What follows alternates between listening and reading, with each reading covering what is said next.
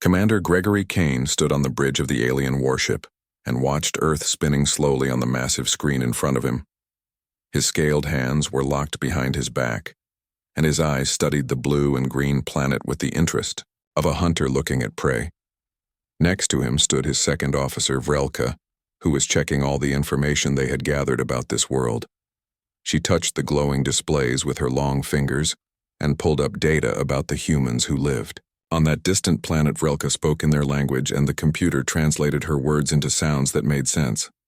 This planet is called Earth by the creatures who live there, and our records show it is classified as a Class 15 Death World. Kane made a clicking sound with his mouthparts. That was how his species showed amusement. He had been a military commander for 300 years of his long life and had conquered 47 different worlds in that time. Not a single one of those worlds had lasted more than a few months against the Vakthron military power. The classification system that rated how dangerous planets were meant nothing to him anymore because he had seen it all. Class 15, he repeated, and let his voice carry the dismissive tone he felt. And yet these humans have no shield technology at all and no particle beam weapons, and their fastest ships cannot even travel faster than light. Vrelka brought up images of human soldiers on the screen. They were strange-looking creatures that walked on two legs and had soft skin with no natural armor or weapons. The humans live on a planet with gravity that is 1.4 times what we consider normal, and the atmospheric pressure would crush most species we know. Temperature on their world swings wildly between freezing cold and boiling hot. There are thousands of predator species on that planet that hunt and kill. There are tiny organisms too small to see that invade bodies and destroy them from the inside. Kane turned away from the screen to look at his officer, and yet these humans not only survived all of that, but they dominated their entire planet. They spread to every continent and every climate zone, and now there are billions of them down there. That is indeed curious, Vrelka agreed, more than just surviving commander, because they became the apex predators on a world that tried to kill them every single day. Kane felt a small stirring of interest in his mind. What do we know about their military capabilities? He asked. Vrelka pulled up more data and images of human weapons and vehicles. They use primitive kinetic weapons that fire metal projectiles using chemical explosions. They have nuclear fission devices, but the explosive yield is laughable compared to our antimatter warheads. They fight among themselves constantly, with over 3,000 active conflicts happening on their planet right now. Kane felt his interest growing stronger. They make war on their own species, he asked, even while they all share the same death world. Constantly, Commander Vrelka confirmed. They fight over resources and territory and ideas and religions. Our intelligence analysts believe this internal fighting makes them disorganized and fractured as a species. They have no unified planetary government and no single military command structure. Kane nodded slowly as he processed this information. The Vakthron Empire had been expanding across the galaxy for thousands of years. Every species they encountered either surrendered and joined the Empire or was destroyed. The process was efficient and had been proven on dozens of worlds. It was inevitable that all species would eventually bow to Vakthron's superiority. The Council of Elders has given authorization for total conquest, Kane stated. We will demonstrate the power of the Vakthron Empire to these humans. Send them our standard ultimatum. Vrelka composed the message using their computer systems and broadcast it across every frequency that humans used for communication. The message was automatically translated into the thousands of primitive languages that humans spoke on their fractured world. The words were simple and clear, as they always were.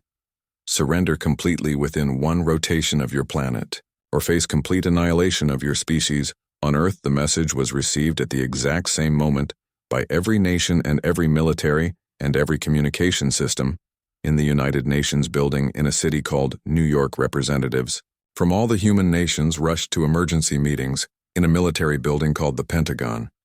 In another nation, the military leaders gathered to discuss what to do. In cities called Moscow and Beijing and London and Paris and capitals across the entire globe, the human leaders faced an impossible choice. But Commander Gregory Kane had made a critical mistake in his analysis of the human species. He assumed that a species that fought among themselves would be too divided to unite against an outside threat. He assumed that primitive technology meant primitive thinking and primitive courage. He assumed that creatures from a death world would be weak rather than strong. He assumed that humans would choose survival over freedom and dignity. Deep, beneath a mountain range in North America, a human military officer named Admiral John Mitchell read the alien message for the 5th time. Around the conference table sat the most powerful military leaders from every major nation on Earth. The room buzzed with tense conversation as they debated what to do. A female general named Linda Hayes read parts of the message out loud: unconditional surrender and complete disarmament and submission to Vacthron authority, and integration into their empire. As a servant species, a colonel named Peter Walsh brought up images showing the size and power of the alien fleet in orbit. Above Earth, their technology is centuries ahead of ours, he said in a flat voice. Maybe thousands of years ahead. Their smallest ships carry more firepower than our entire nuclear arsenal combined. An ambassador named Carlos Rivera spoke with worry in his voice. Then we are looking at extinction, if we refuse their demands. Admiral Mitchell leaned back in his chair, and his weathered face showed no emotion. He had served in 3 wars over 40 years and commanded thousands of soldiers and made impossible decisions, but never had he faced a choice like this one. I want to hear from everyone at this table, Mitchell said quietly. Starting with you, General Hayes. Linda Hayes had spent her entire adult life in the military. She had risen through the ranks when such a thing was nearly impossible for women in her society. She had commanded troops in deserts and jungles and frozen wastelands. She had written letters to the families of soldiers who died under her command. We have been fighting each other since the beginning of recorded history, she began. Humans versus humans over land and resources and ideas. And in all that time, one thing has remained constant in our species. We do not kneel to anyone who demands submission, even if it means our extinction. Rivera pressed, especially if it means our extinction. Hayes replied firmly, because if we surrender now, we die anyway. Just slower. A species that chooses slavery has already chosen death. Around the table, heads nodded in agreement, though some faces still showed concern and doubt. Colonel Walsh spoke next about their tactical situation. From a purely military standpoint, we have no chance. In a conventional battle, their shields will stop everything we can throw at them. Our weapons would be like throwing rocks at an armored tank. But we do have some advantages they might not expect, such as Mitchell asked. We know our home territory better than anyone, Walsh explained. We know every mountain range and ocean and city on this planet. We have been building fortifications against each other for thousands of years. Bunkers and tunnels and hidden bases are everywhere. And we understand guerrilla warfare in ways that conquerors never do. A general named Paul Carter added his thoughts. Their ships have to obey the laws of physics even with better technology. They have supply lines and weak points and command structures. Nothing is truly invincible, and we have proven that against every empire that ever tried to conquer free people. The discussion continued for many hours with representatives from Russia and China and India and Europe, all adding their voices. Slowly, a consensus emerged, not from political strategy but from something deeper, something that was fundamental to what it meant to be human. Admiral Mitchell finally called for a vote and said the decision had to be unanimous. Anything less would doom them before the fight even started. One by one, every hand in the room rose up.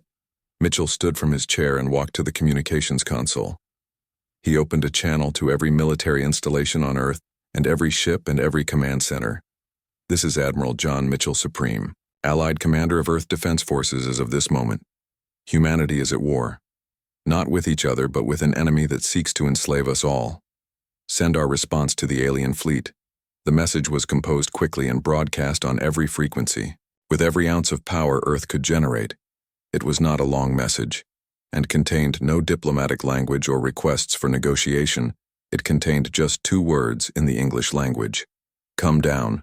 On the bridge of the alien warship, Commander Gregory. Kane received the human response. His mouth parts clicked in confusion and then in rising anger.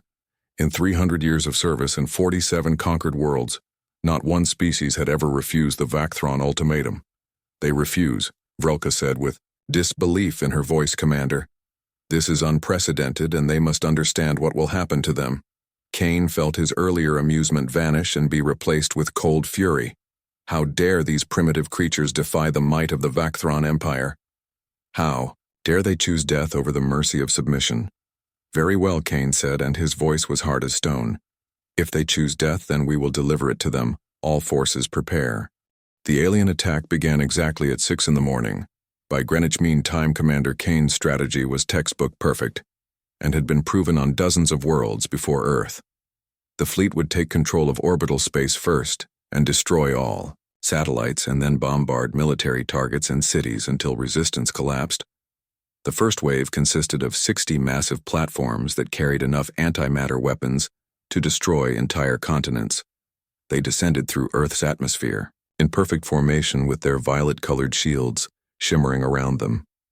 In the command center beneath Cheyenne Mountain, Admiral Mitchell watched the descent on multiple screens. Around him, officers coordinated with military installations worldwide, and their voices stayed calm despite the approaching doom. A female officer named Lieutenant Commander Kate Morrison reported from her station. The bombardment platforms are entering effective range in 90 seconds, and their primary targets are Beijing and Moscow and Washington and London and Mumbai and Tokyo. Mitchell nodded. Because they had expected this exact attack pattern, execute Prometheus Protocol.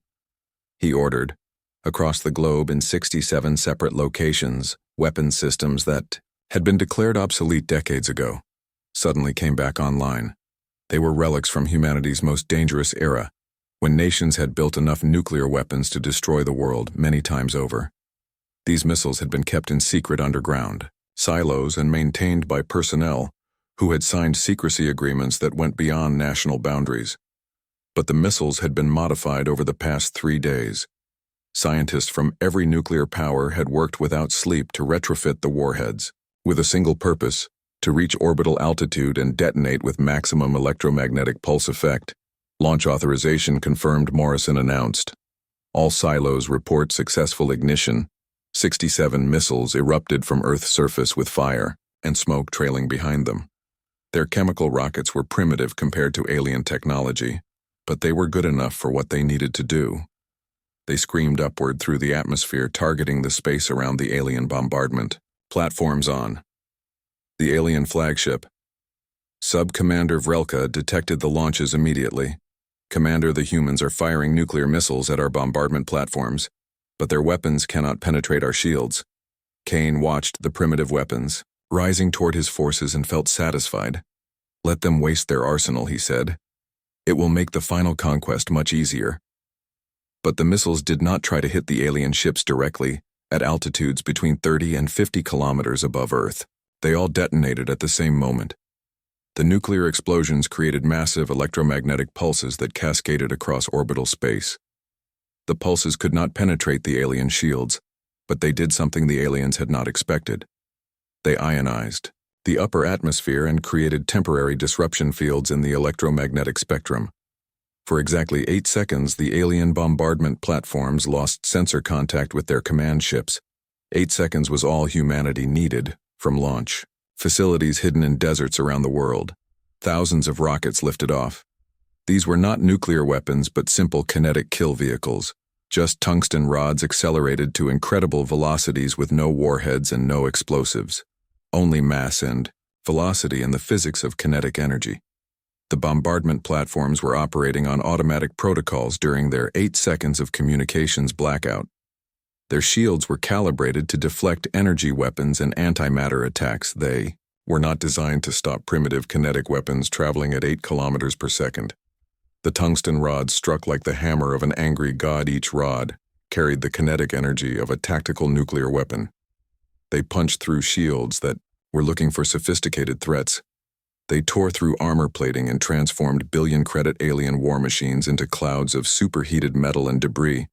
In 12 seconds, humanity destroyed 43 of the 60 bombardment platforms. The remaining 17 pulled back immediately with their crews in shock. How could primitive kinetics defeat Vakthron shields in the command center? A cheer erupted from the assembled officers. Admiral Mitchell allowed himself a thin smile. First blood. To us, he said quietly.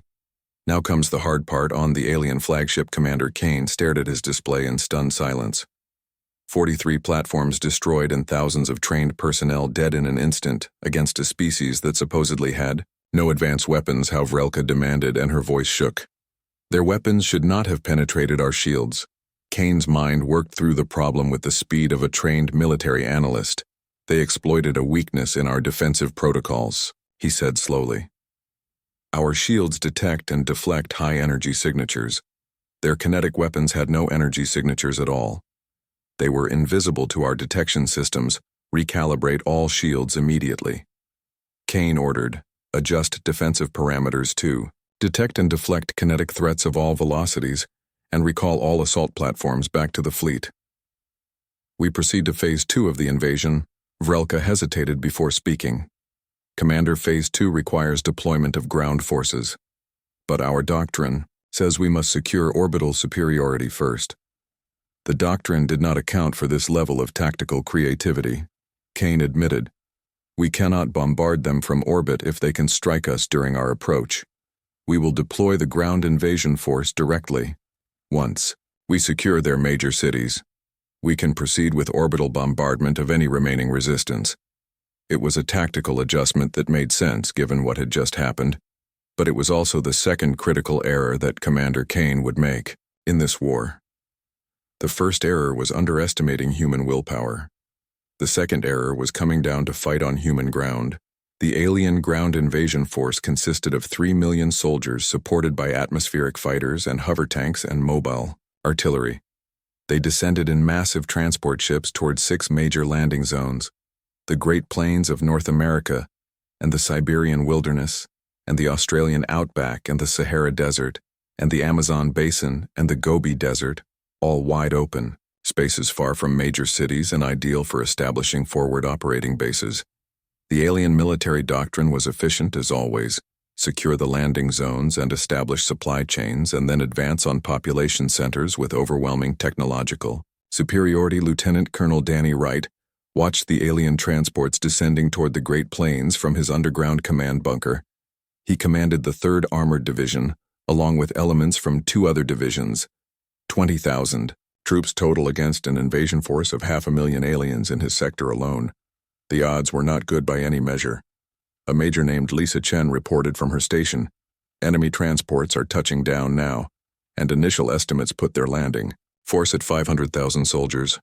Wright studied the tactical map in front of him. The aliens were landing exactly where computer simulations had predicted they would, in open terrain that favored their superior technology and firepower. In ALTOA conventional engagement, his forces would be destroyed in minutes. Good thing this was not going to be a conventional engagement at all. All units execute Custer's revenge. Wright ordered, using the darkly humorous code, name across the Great Plains hidden beneath the soil in abandoned facilities and caves and natural ravines. American forces had prepared a special welcome, not a conventional defense with soldiers standing in lines waiting to be slaughtered.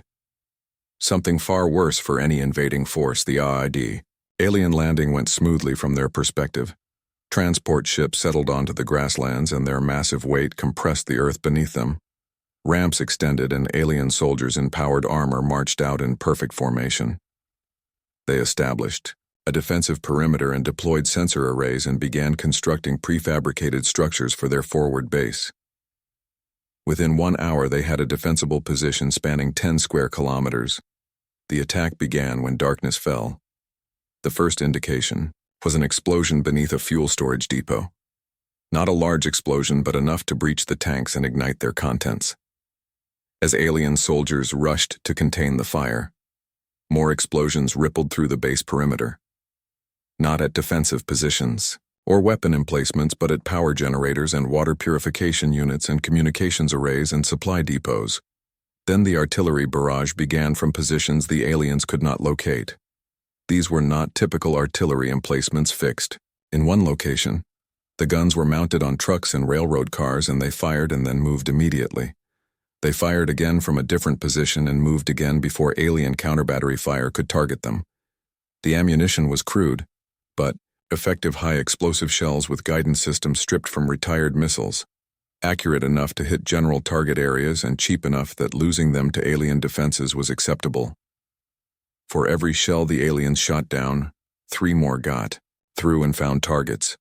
But the real nightmare came from below the ground. Tunnels by the thousands had been dug over 3 days of frantic work.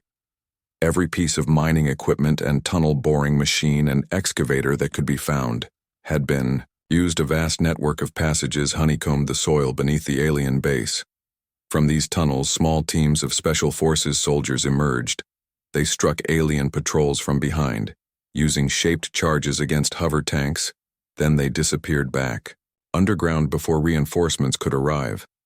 The aliens had superior weapons and armor and technology in every measurable way, but they were fighting an enemy that knew they. 3 months into the war, the situation had become a brutal stalemate that Commander Gregory Kane never imagined possible. The aliens still controlled space above Earth, but approaching the atmosphere meant running through defenses that grew stronger. Every week, human engineers had reverse-engineered captured alien technology at a pace that shocked the invaders. They incorporated shield generators and power systems into defensive networks with remarkable speed. The ground invasion had failed completely, with all 6 landing zones evacuated at terrible cost. Human forces had harassed the retreating aliens every step of the way. Kane had lost nearly 1 million soldiers without capturing a single city or strategic position. Now, the alien fleet maintained high orbit blockading Earth but unable to advance without losses they could not accept. And humanity, trapped on their world but undefeated, continued to resist with every resource they had. In the command center of the alien flagship, Kane reviewed intelligence reports with Subcommander Vrelka, and a new officer strategic advisor, Thalen, had been sent by Imperial Command to assess the situation and possibly replace Kane. Thalen was older than Kane by several hundred years, with scales dulled by age, but his mind remained sharp. He had commanded successful campaigns on 73 worlds, and his presence was both an insult and a warning. Kane was being watched and evaluated and possibly judged for failure. "Explain to me," Thalen said with absolute authority in his voice, "how a single primitive world has held off the 7th Conquest Fleet for 3 months. Kane felt anger rise in him but kept it suppressed. The humans possess unexpected capacity for rapid adaptation. They learn from each engagement and modify their tactics accordingly. They have also demonstrated willingness to accept casualties that exceeds all our projections and models. Sacrifice." Thalen pulled up casualty reports on his display.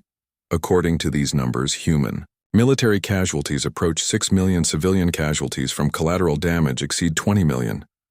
Their infrastructure is crumbling and food production is severely disrupted. Disease is spreading in several major population centers. By any rational analysis, they should be requesting terms of surrender. "They are not rational by our standards," Advisor Vrelka said carefully. "At least not in ways we understand. We have intercepted thousands of their communications. They speak of concepts we find difficult to translate properly: freedom and independence and self-determination. They value these abstract concepts more than biological survival itself." Thalen studied the planet on the view screen for a long moment. "Then we must demonstrate that abstractions cannot protect them from physical reality. Commander Kane, what prevents us from conducting planetary bombardment from our current high orbital position?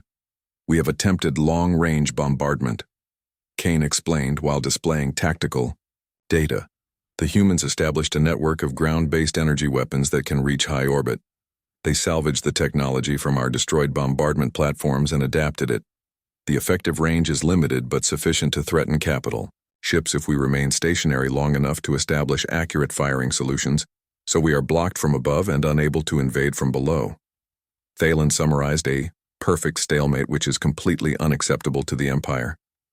Kane had anticipated this moment and prepared his response. "I have formulated a new comprehensive strategy. Imperial Command has authorized deployment of the Decimation Fleet, 200 additional capital ships and 500 support vessels, and 10 million ground troops. With this overwhelming force, we will break their defenses through sheer numerical superiority and the projected cost." Thalen asked, "Casualties are estimated at 30% of the invasion force, which falls within acceptable parameters. 3 million soldiers." Thalen's tone was completely flat. To conquer one primitive world, In 300 years of imperial expansion, we have never lost more than 1 million soldiers conquering entire star systems. You propose losing 3 times that number. For a single planet, Kane felt the conversation shifting and his authority eroding beneath him. The alternative is withdrawal, which would be unprecedented in imperial history. The Empire does not retreat from primitive species. The Empire does not waste armies needlessly, either. Thalen countered sharply. However, you are correct. That withdrawal is not an option we can consider. We must find a solution that demonstrates imperial superiority without excessive casualties that cannot be justified. For several hours, the 3 alien commanders debated various strategies and approaches. Chemical weapons were rejected because humans had developed effective countermeasures over their long history of warfare. Biological weapons were impossible because alien pathogens had no effect on Earth organisms due to incompatible biology. Nuclear bombardment would render the planet uninhabitable, which defeated the entire purpose of conquest. Finally, Thalen proposed a strategy that was elegant and terrible in its cold simplicity. We will target their water supplies, he announced, not to contaminate them chemically but to deny access through physical destruction. Orbital strikes on major reservoirs and desalination plants and water treatment facilities. Humans can survive without many resources but not without water. Within weeks, their social order will collapse under the pressure. They will be forced to surrender or face death by mass dehydration.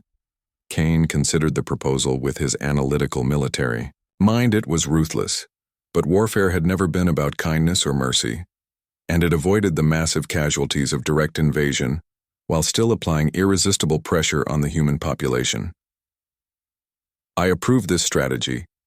Kane said. Vrelka, compile a comprehensive target list immediately.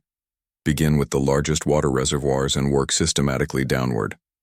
We will demonstrate that defiance of the Empire has serious consequences. But even as the alien commanders finalized their plans, humanity was making preparations of their own, deep beneath the Atlantic Ocean in a converted facility that had been abandoned since the Cold War. Admiral John Mitchell convened a meeting.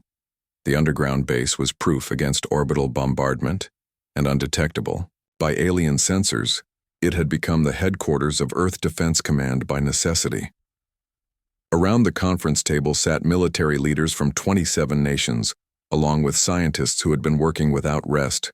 Dr. Helen Park was 50, 4 years old, and a physicist who had won prestigious awards before the invasion. Now she stood before military leaders with data that could potentially change the entire course of the war. 3 months ago, we captured several intact alien fighter craft, she began. Since then, research teams from universities around the world have been reverse engineering their technology.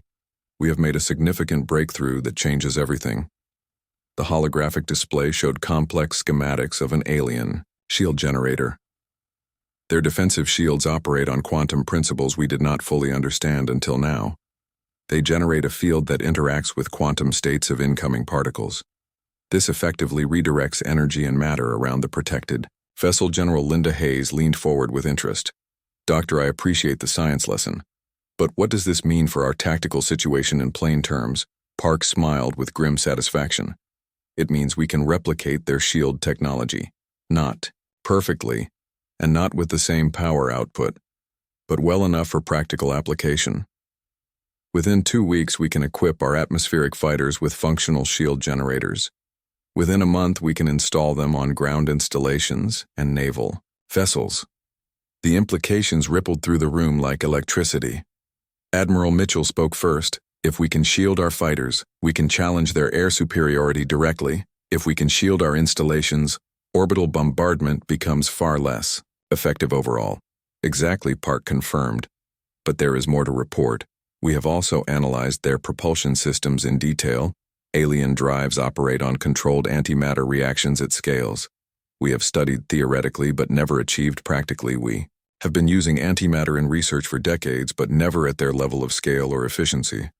However, now that we understand the underlying principles, we can adapt them. She displayed another schematic showing a modified human spacecraft. We can build ships capable of limited faster than light travel. Not as fast as their vessels, but enough to break orbit and engage them in actual space combat. The room erupted in excited conversation among the assembled leaders. Space combat capability would change everything. The one absolute advantage the aliens had maintained was about to disappear. Colonel Peter Walsh raised a cautious point. Even with shields and faster-than-light drives, we are still significantly outgunned. They have hundreds of capital ships in orbit. We have maybe 24 spacecraft that could be retrofitted with this new technology. 24 against hundreds, Mitchell acknowledged. Those are long odds by any calculation, but they are infinitely better than no odds at all. Dr. Park, how long until we can field combat-ready spacecraft with these capabilities? If we dedicate every available resource to the project, 3 months minimum. Park replied, probably closer to 4 months. Realistically, Mitchell nodded slowly as he considered the timeline. 4 months meant more deaths and more destruction of Earth infrastructure. But what other choice did humanity have except to keep fighting? Make it happen, Mitchell ordered. Whatever resources you need, you will receive. Immediately, personnel and materials and funding without limit. This becomes humanity's absolute top priority starting now. As the meeting continued, planning the transition from purely defensive warfare to of. The trap was set with meticulous care and attention to every small detail. False communications were transmitted on frequencies the aliens were known to monitor constantly. Construction activity at the desert site was increased dramatically to suggest desperate urgency, and most cleverly, several captured alien components were transported to the site in ways that orbital sensors would definitely detect. Commander Kane took the bait exactly as Admiral Mitchell had predicted he would. They are building spacecraft using our own technology against us, Kane reported to Advisor Thalen. The construction site is located in their desert region, and intelligence suggests they are very close to completion. Thalen studied the reconnaissance data carefully. Then, we must destroy it immediately before it becomes operational. If they achieve orbital combat capability, this war becomes exponentially more difficult to win. Kane assigned 20 capital ships to the mission, which was more than enough firepower to obliterate the construction site completely. They would descend rapidly through the atmosphere and strike with overwhelming force, then withdraw before Earth defenses could mount any effective response. It was a sound tactical plan that should have worked perfectly. The alien strike force descended through Earth's atmosphere in perfect military formation. Their shields were at maximum power, and their weapons were armed and locked onto the desert target. They detected ground-based defenses activating, and energy signatures of hundreds of weapons powering up. But they were confident in their shields and superior firepower. What they did not detect were 6,000 surface-to-air missiles launching from concealed positions across 3 states. The missiles were obsolete by modern military standards and dated back to conflicts that had ended decades ago, but they had been refurbished carefully and fitted with proximity fuses, and they had been deployed in quantities that defied all reasonable comprehension. For every missile, the aliens managed to shoot down 5 more slipped through their defensive fire. The missiles did not penetrate the shields because they were not designed to do so. They did not need to penetrate anything. When 6,000 warheads detonate simultaneously around 20 capital ships, the shields themselves become a catastrophic liability. The energy from the explosions, unable to penetrate inward, reflected back and forth within the defensive barriers. This created a feedback loop that overloaded the shield generators within seconds. One by one, the shields failed completely. Without shields, the capital ships became vulnerable to ground-based energy weapons that had been waiting for exactly this moment. Stolen alien technology, powered by every available generator on the continent, poured concentrated fire into the now defenseless vessels. 19 of the 20 ships were destroyed before they could retreat to safety. The 20th ship, badly damaged and trailing atmosphere, managed to limp back to high orbit. On the bridge of the alien flagship, Commander Kane watched the massacre unfold in complete stunned disbelief. In a single engagement, he had lost nearly 10% of his fleet's total capital ships. It was a trap, Vrelka said, stating the obvious. The construction site was bait to lure us into their prepared kill zone. Kane said nothing because there was nothing he could say in his defense. For the first time in 3 centuries of military service, he had been completely outmaneuvered by an opponent. The humans had sacrificed a fake facility to lure his forces into a carefully prepared ambush. and he had fallen for the deception completely. Advisor Thalen's expression was unreadable as he turned to face Kane. Commander Kane, effective immediately. You are relieved of command. I am assuming direct control of this operation under Imperial authority. Kane's body language showed protest, but he knew better than to argue against this decision. He had failed catastrophically, and by Imperial law he had forfeited his right to command, as security officers escorted him from the bridge. Kane took one final look at Earth, a Class 15 death world inhabited by primitives with inferior technology in every measurable category. Except they were not primitives at all, he realized far too late. They were survivors and fighters, a species that had been testing themselves against their hostile world for millions of years. They had learned lessons the Vakthron Empire had forgotten centuries ago during their rise to dominance. They had learned that winning is not always about superior technology or overwhelming firepower. Sometimes winning is about being willing to pay any price necessary, to sacrifice whatever must be sacrificed, to never surrender even when every rational calculation says you should, as Kane was led away to await trial for his failures. One consuming thought filled his mind. The Vakthron Empire had made a terrible mistake attacking Earth, but the real mistake had been made thousands of years ago when the Empire became so powerful that nobody dared resist anymore. They had forgotten how to fight an enemy that refused to accept defeat under any circumstances. Now they were relearning that brutal lesson, and the cost was measured in burning ships and dead soldiers. Advisor Thalen spent 3 weeks studying human tactics carefully and analyzing their strategies in detail. His conclusion was both simple and brutal in its logic. The humans would not surrender as long as they believed victory remained possible. Therefore, victory must be made completely impossible to believe in. We will not attempt another ground invasion, Thalen announced to his assembled officers, nor will we descend into range of their prepared defenses again. Instead, we will implement a strategy of systematic attrition over time. He displayed a representation of Earth with hundreds of targeting markers scattered across the surface. The humans have consolidated military production into underground facilities they believe are safe from our orbital strikes. They are mistaken in this belief. We will use deep penetration antimatter warheads, specifically designed for this purpose. Each weapon is capable of breaching several kilometers of reinforced rock before detonation, but such specialized weapons take considerable time to produce. One officer objected. We would need to request them from the Imperial arsenal. I have already made the request, Thalen replied. They will arrive in 6 weeks. Until then, we maintain the blockade and continue strikes on surface targets of opportunity. No food shipments reach their cities. No medical supplies arrive anywhere. No fuel is transported between regions. We will starve them, slowly and systematically, and when they are sufficiently weakened, we will destroy their last hope of meaningful resistance. It was a cold and efficient strategy that would have succeeded, if not for what was happening on Earth's orbital construction platforms. Dr. Helen Park had not slept more than 4 hours in any night for the past 2 months. Neither had the 8,000 engineers and technicians and support personnel working on humanity's most desperate gamble. The construction site in the desert had been a decoy, exactly as Admiral Mitchell planned. The real construction was taking place in orbit on platforms that had been hastily expanded and fortified. Building spacecraft in orbit had several critical advantages over surface construction. No need to overcome gravity wells during assembly. No atmospheric interference with sensitive components. And most importantly, the construction could be concealed from alien sensors by debris clouds and carefully managed heat signatures. 79 days after Dr. Park presented her breakthrough, the first combat-capable human warship was ready for trials.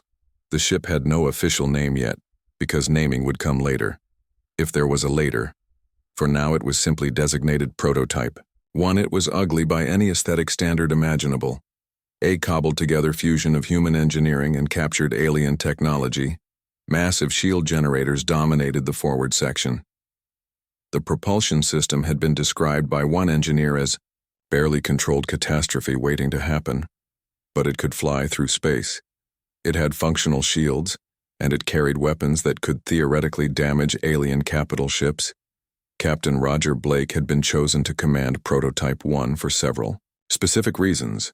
He had 20 years' experience as a fighter pilot, including combat operations in 3 separate conflicts.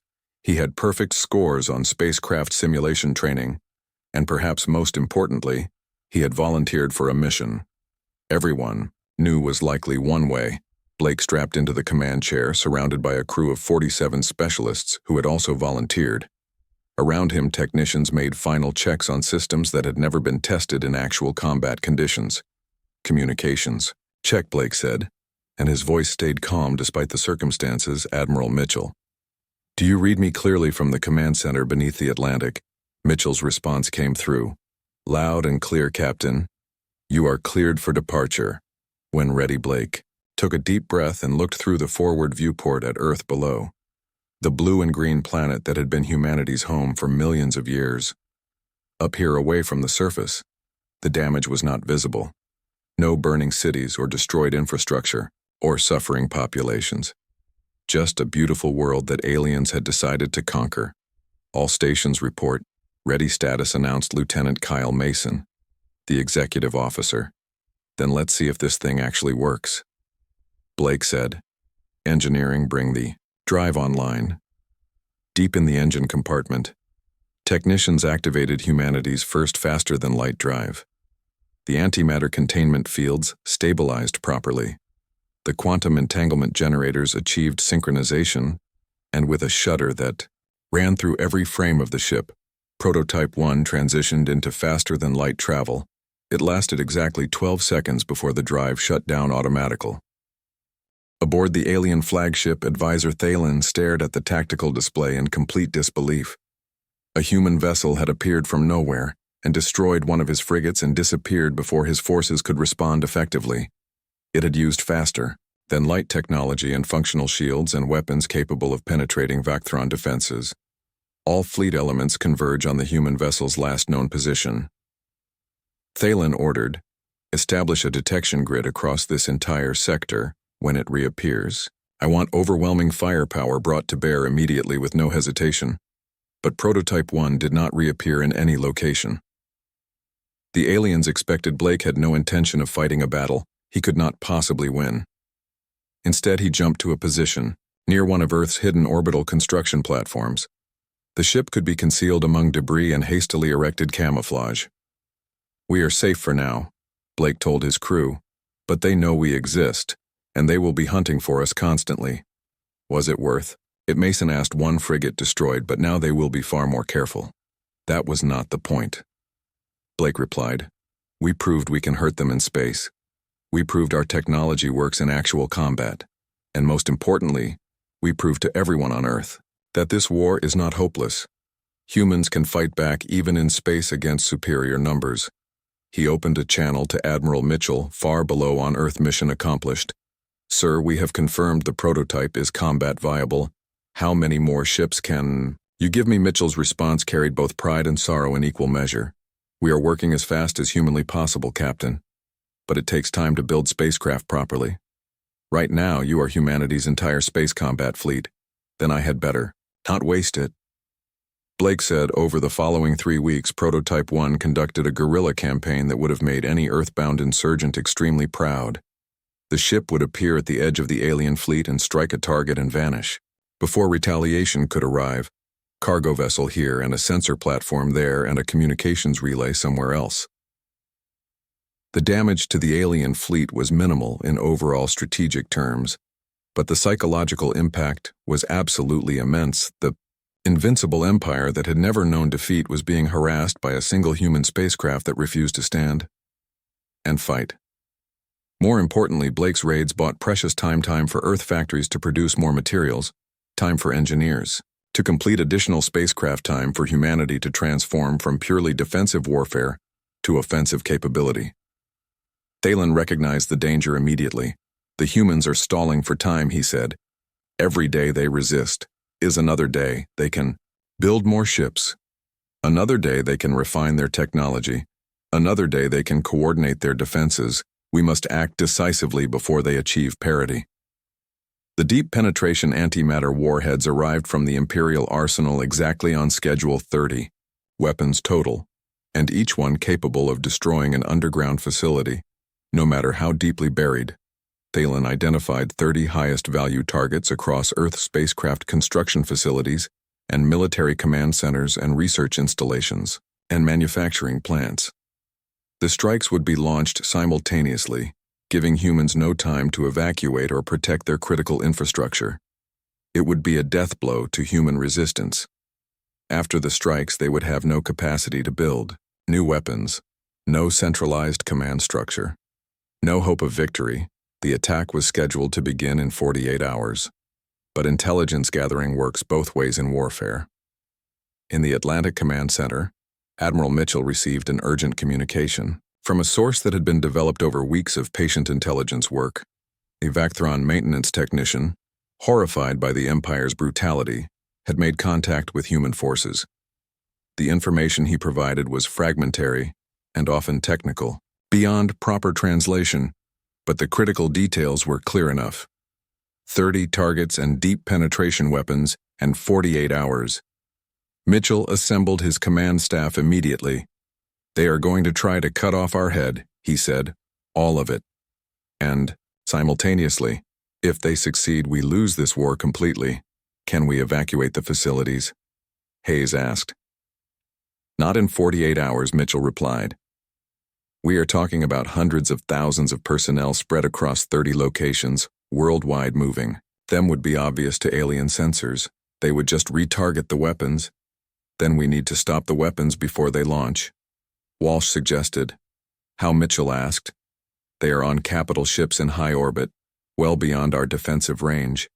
The room fell, silent as officers struggled with an impossible problem. "How do you stop an attack you cannot physically reach?" Captain Blake's voice came through the communication system. He had been monitoring the meeting from Prototype 1's position in high orbit. "Can reach them," Blake said. Mitchell felt his stomach tighten with the implications. "Captain, you have one ship. They have hundreds. You are proposing a suicide mission. I am proposing a distraction." "Sir," Blake replied, "if I can draw enough of their fleet away from Earth and create enough chaos, maybe they will postpone the attack, give you time to evacuate at least some of the facilities. Even if you succeed, your crew will not survive." Mitchell said, "We knew that was a possibility when we volunteered, Admiral." Blake said, "Every person on this ship understood the stakes from the beginning." Mitchell looked around the room at the grim faces of his staff. They all knew Blake was right. Someone had to buy time for Earth and Prototype. One was the only asset they had that could reach the alien fleet, Captain. Blake Mitchell said quietly, "You are authorized to proceed at your discretion, and for what it is worth, humanity thanks you. Then let's make it count." Blake replied, "Prototype 1, out." Blake addressed his crew. Over the internal communications system, "Everyone knows the situation," he said. "We are going to attack the alien fleet directly, create as much chaos as possible, force them to respond to us instead of focusing on Earth. This will likely be our last mission." Dean Dye paused, letting the weight of those words settle over the crew. "If anyone wants to transfer off the ship, now is the time. No judgment and no questions asked. This is completely voluntary." The response came quickly from Lieutenant Mason, "Sir, with respect. If you think anyone on this crew is leaving now, you do not know us very well." Voices of agreement echoed across the communications channels. Not one of the 47 crew members requested transfer. "Then let's show these aliens what humans are made of." Blake said, "Helm, plot a course directly into the heart of their fleet maximum, faster than light-speed weapons. I want every system charged and ready. Engineering, push the drive as hard as it will go.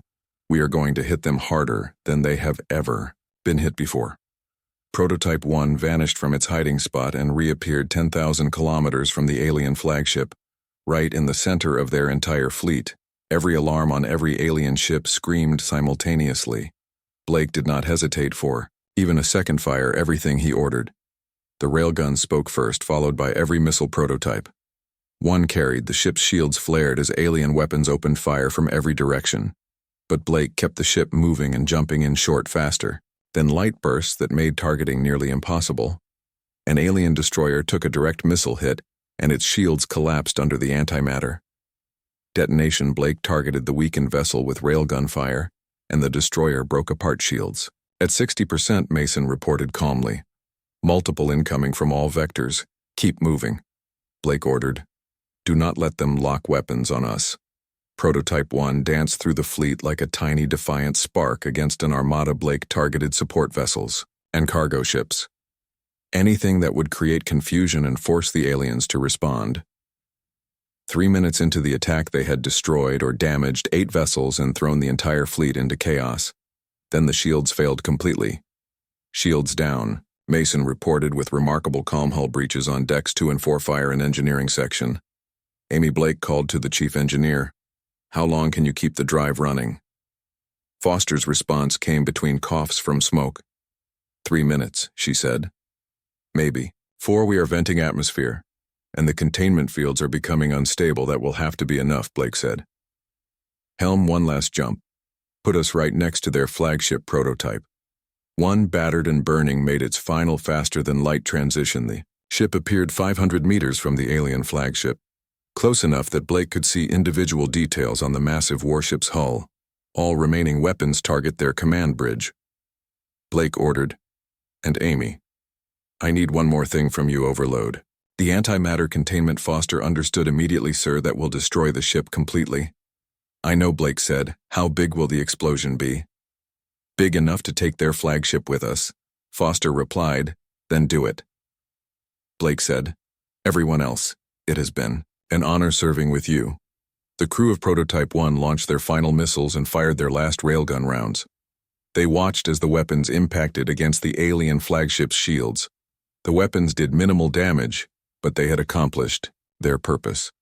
Every eye in the alien fleet was watching Prototype 1, which meant they were not watching the other 19 human spacecraft that suddenly appeared at various positions throughout the fleet.